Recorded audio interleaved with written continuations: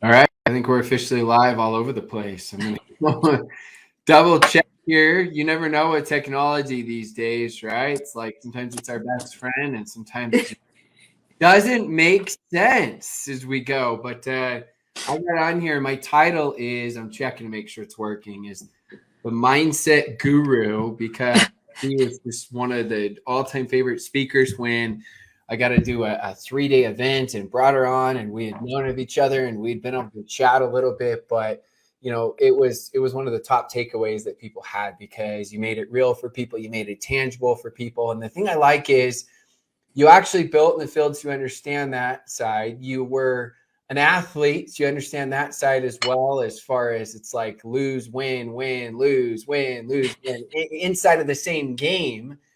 And then you've studied so much on the mindset and the psychology and connecting it for people to take action that it just gets me excited. So Deb, what's going on? How are we doing today?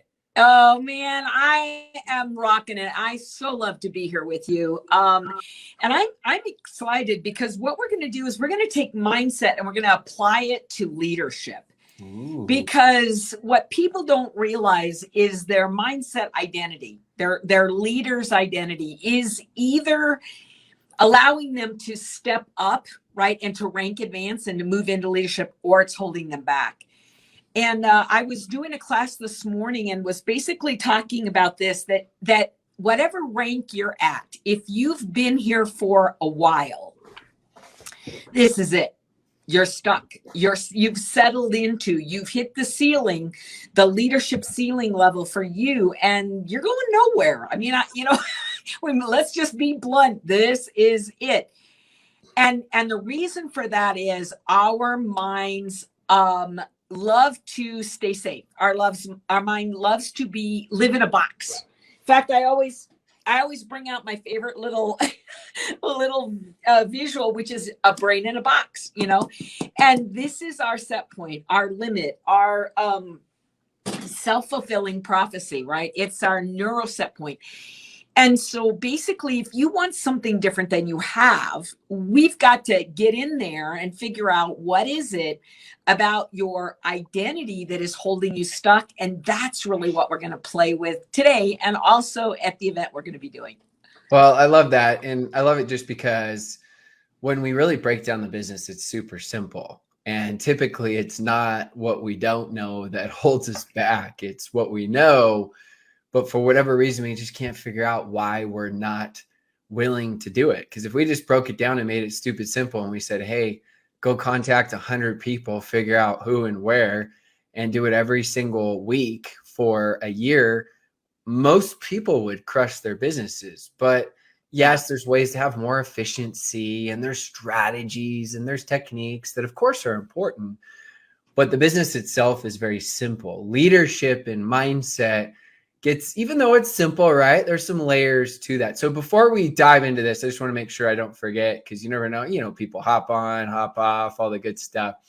You have an incredible event coming up that I get the opportunity to be a speaker for. I know that you've spent a lot of time, months and months and months, preparing this. You have some of the world's best speakers. I just feel honored to be able to rub shoulders with.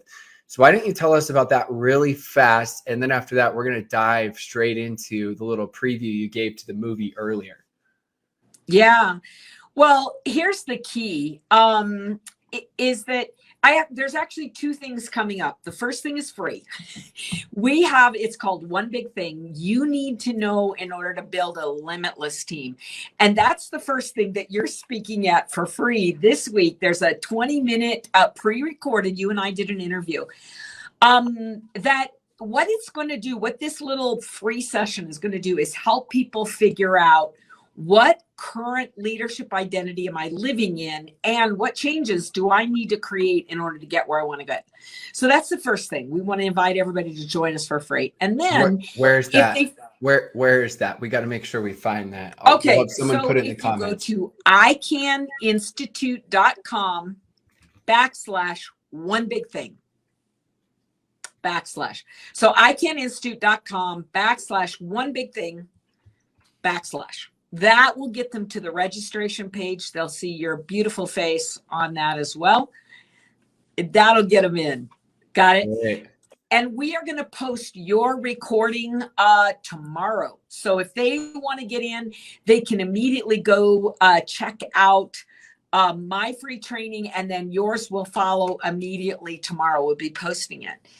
And you know what I loved about what you did for that recording was that you talked about the power of urgency as a mindset, urgency to move into action. And you know this as a coach, and I do as a teacher. It's like you can watch video all day long of the perfect stroke in tennis, right? Or the best left-hand layup on the planet. Watching a video, listening to somebody tell you how to do it, not the same as getting a racket in your hand, getting on the court and taking a swing. You learn more by getting on the court and taking a swing than you will all day long watching a video. And what you and I are both teaching is, look, let's get the mindset right, and then let's get them on the court, right? And get the swing, get them engaged in the swing. Make sense? 100%. It's like we talked about a little bit of, you can't become a professional pianist from watching, 1,000 YouTube videos. You're like, I'm so good. You got to actually go out and you can watch some. It's going to help you, but it's the whole learn, action, action, action, learn, action, action. Instead of in network marketing, it's learn, learn, learn, learn, learn. And it's like, a little bit of action. We associate trading time for money because that's how it works in jobs. So it's so important that even when we know it, right, we keep having these reminders over and over and over to get us focused to make things happen. And I challenged some people this morning on a call who were talking about how much they love to learn, love to learn, love to learn. And you and I both see this, is that in this industry, we get so engaged in the learning process. We buy classes, we show up. We're so quick to spend money and quote, show up. But the thing we don't do is apply, right? We're not practicing. We're not getting out and doing. And we want to teach people how to do that step by step by step. Learn, apply, learn, apply, learn, apply. Because that's really the learning. That's what we call teach to mastery. And what that really means is that you can have me and Rob by your side, guiding every single step of the way, overcoming fear. And fear is the only thing that gets in the way. If you're not doing something you need to be doing, fear is the culprit. And it's all dressed up in fun little things. It's excuses and it's priority changes and all that stuff. But the truth is, if you are not engaged, fear is at the base of it. So we want to get people past that and into action, Rob. Yeah. And I love how you said that fear it's just a different way of saying it. It's just dressed up in different ways, right?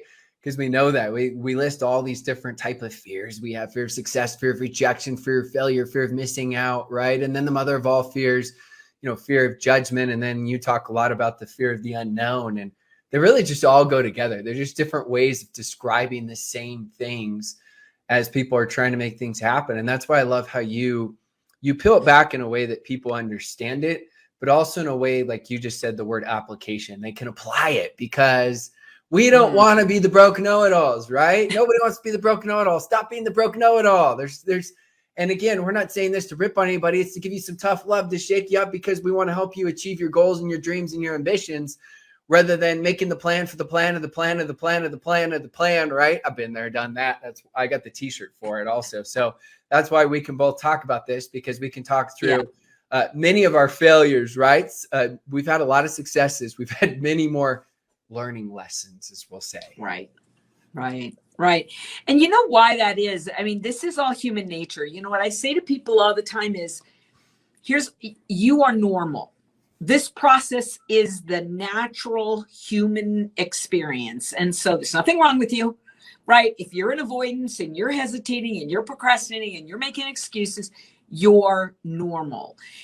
The key is that you can either settle for normal, right? Or you can be extraordinary and move past it. And that's really the ultimate training experience, the retreat that we want to invite people to, is a 2.5-day event, right? Called Escape the Ordinary. And what it's going to give everyone is, first of all, the blueprint. Here's the blueprint for using your mindset to step into higher levels of leadership. We want you to have the blueprint, but I want to help you break through whatever it is that's getting in the way. I was talking to someone this morning and she said, I said, what is the most, the biggest negative that you have on becoming a leader? And she said, there's nothing. There's nothing that would cause me to stop. And I said, really? All right, well, then are you doing it? And she said, well, no, I'm not.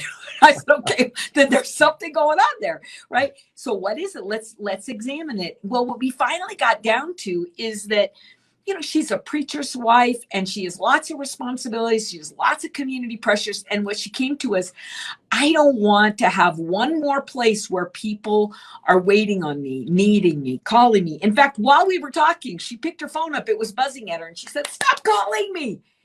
And I said, aha, right? Aha. So if you believe that stepping into leadership means you've got all these needy people chasing you all the time, then guess what?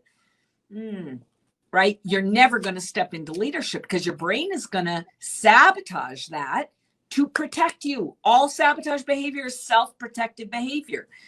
And so what we were kind of talking about and working into is, guys, we have to change your expectations of leadership. We have to change your identity, your thoughts, the things you're thinking about all day long. As you look at somebody else who's in leadership and you say to yourself, I don't want to be that kind of leader. You're stabbing yourself in the back. And we got to change the language. We got to change the identity. We need to create some significant changes here so that you are stepping into the kind of leadership that you've always dreamed of. You did that. Rob, you stepped into extraordinary leadership. How did you do that? Oh my goodness. Now you're flipping on me when I already had like 3 questions for you. Wow. It's, I think the biggest thing is I always focused on growing up in tennis. I was the little guy. Now I'm 6'1", but when I was 14, my brother was 12. He was taller than me. My sister was 10. She was taller than me.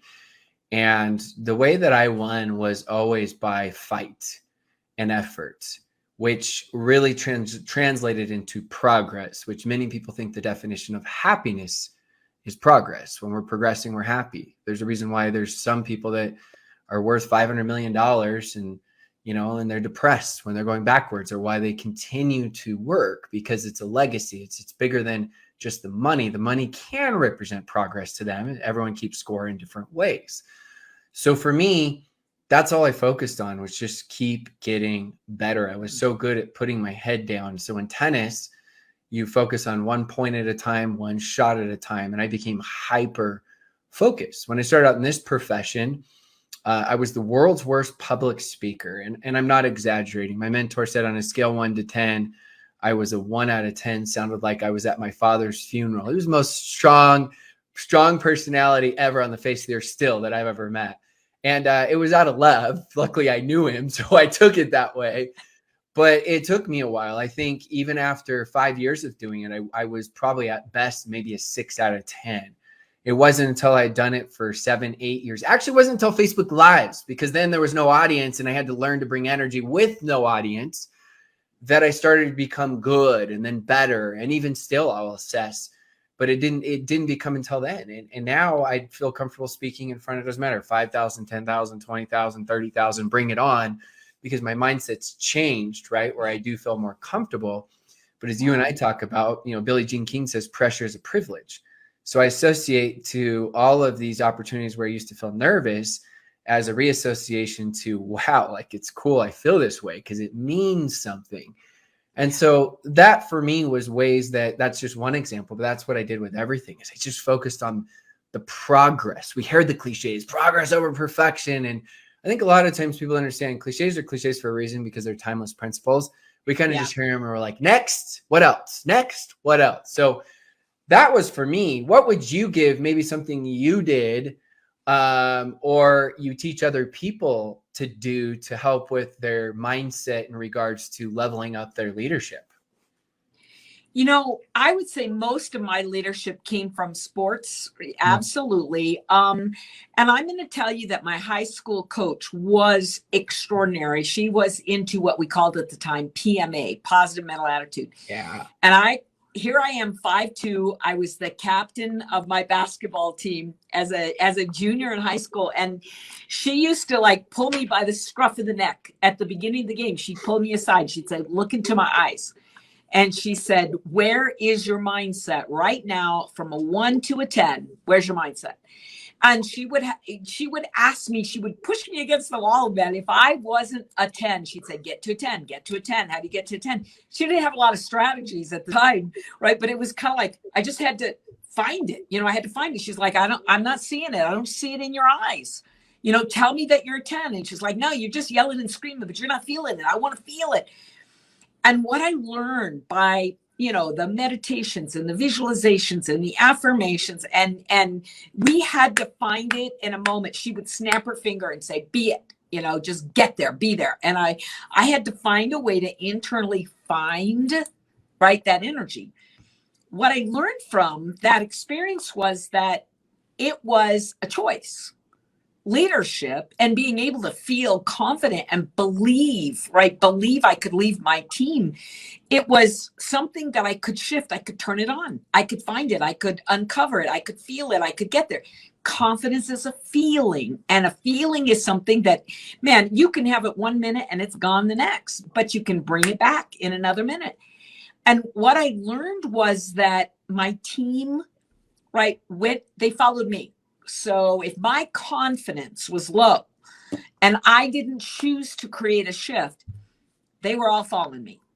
And so many times my coach would pull me aside and said, in this moment, they're going to follow you. Where are you going to lead them? I could feel the energy and the commitment of that. I remember one specific thing, Rob. There was a game when this was before the 3-pointer, right? I'm showing my age here, but we were playing this team. They were totally outmatched, right? But she knew the importance of this game. We'd been beaten up all game long, came down to the last, it was like eight seconds left. And she pulled everybody over and she said, we're going to run this specific play. And we all knew that the best we'd ever run that play in practice was 12 seconds. It was a 12-second play. Right? Yeah. And she pulled us over and she said, we're running it. We have 8 seconds left. Deb, you're going to receive. I threw the ball in. I circled off of a couple of screens. I got in the corner and I'm supposed to let go of the ball. What would have been a 3-point play, right? Way in the corner. And we all were like, we can't do it. We need 12 seconds. And she said, decide now. You can run it in 8. Decide. We're all like, okay, we're running it. We're running 8 seconds. We got in. I slapped the ball, got it in. Took the turn and I received the ball. I mean, I really didn't even see it. Honestly, it's like I came off that last screen and got the ball in midair. I release it. And as the ball has just left my hand, the buzzer went off. And I have to tell you, it was one of those moments where I got chills today thinking about it, but we all kind of just stood right. And we're like, just waiting and waiting as you watch the ball. Felt like it was slow motion as it rips through the net. Our team went berserk. I mean, we are flying around the court screaming.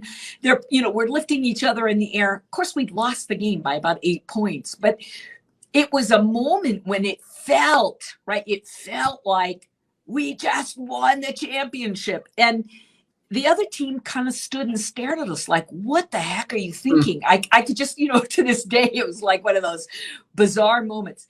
I never forgot it because we did decide. We decided we would do it. I knew I was going to lead the team. And it was like magic, just got released because it was a choice. We got to choose.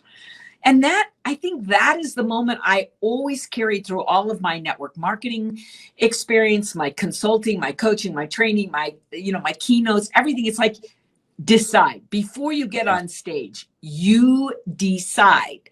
And then you give it everything you've got and you let the chips fall where they may. And that's leadership. Yeah, I love stories, especially when they connect with sports. I'm following you the whole time. I love them. I'm thinking of, like, as you're telling it, I'm not even just thinking about this coaching here. Many of you know that, part of my purpose for working was always die with memories, not with dreams. So I started coaching my high school tennis teams for my son and my daughter. And we actually have this state championship this weekend, and my daughter's team, they got a good shot. Everyone finished number one in their region, which is very rare. So they've done what they need to so far. And so I'm already thinking of some things to say. And I like how you use the word decide, because I think people forget that second part of the word decide, CIDE, stands for to kill. Think about it. Pesticide, homicide, suicide, like everything is to kill. So you're killing the option, right? It's like you've made the decision. And the number one cause of failure, according to Napoleon Hill, Think and Grow Rich, is indecision. Think about that. Right. When there's indecision, you have no chance of anything because you don't even know which direction you're headed.